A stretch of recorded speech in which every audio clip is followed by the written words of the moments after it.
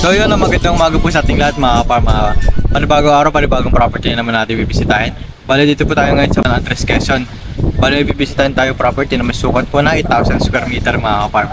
At dito na po tayo mismo sa loob ng property na to.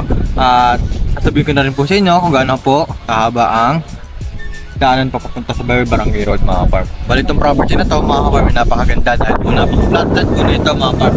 100% flatland, garantisado po yun mga farm. Ay, may kita nyo po. Ayan, iikot po tayo, no? Ayan, may kita nyo, ayan. Ikot po natin yung camera. 100% flat yan, mga farm. Hindi po ako mag-isinungaling sa inyo, 100% flat yan. May kita nyo po. Bukod sa 100% flat po ang property na to, pag ito po kayo ng bahay sa mismong property na to, ay meron po kayong view ng mga bundok, no? Napakaganda po ng mga farm. Paikot po yan sa property nyo. Bukod po doon, ang property na to ay meron pong beach resort na katabi mga farm. Ito po yung sunspot, no? Develop na po yan. At ito po ang pinagaganapan po ng mga swimming dito mga farm. At meron din naman po doon develop sa bandang dulo po ng property. Ito naman po property na to ay 8,000 square meter lang po dito. 1,103 square meter mga farm. Ang kinaganda naman po nito mga farm ay meron naman po itong mga punong talim na mga farm. Kahit po ito ay flat, may talim pa ng puto na ligit 200 po na puno ng buko at unit po sa saging mga farm. Tig 200 ito mga farm. Turo ko po sa inyo yung mismong sukat ng property boundary nito. Ang takot na ito, may kita niyan. Yan po yung boundary niyan mga farm. Meron na po yung bakod doon mga farm. Ganun din po dito. Ayan, may kita po yung sasakyan po natin dito. Yan po yung mismong boundary niya. Yung nakatayo po yung sasakyan na yan. Triangle po yan. Meron din po yan dyan. Bakod na mga farm. May bakod na rin po yan mga farm. Doon po sa gawin na yan. Sa tinatupok na yan. Ano po natin mga farm?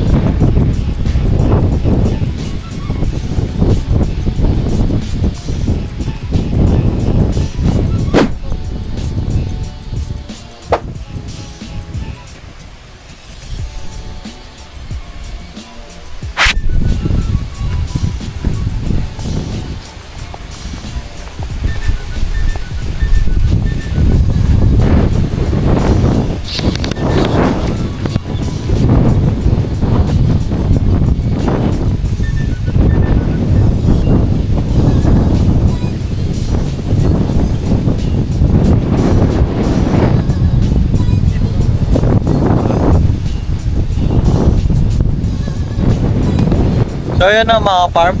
Bali ito po sinasabi ko po sa inyo. Ito po yung bakod, no? May pasok po yan mga farm. Ito may mga pasok na yan. May barbell na yan mga farm.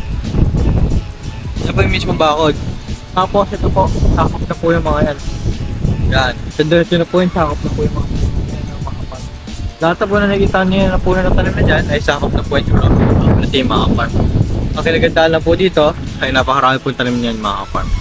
So yun na mga farm, sabihin ko lang po sa inyo, patungkol po tayo dito sa public road na mga farm.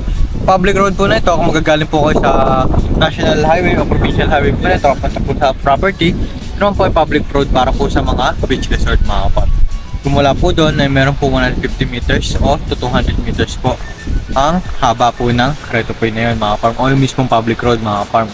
Ito naman pong lapad nito ay meron po itong 3 meters po na kahit siya na po ang sasakyan para makadaan po doon.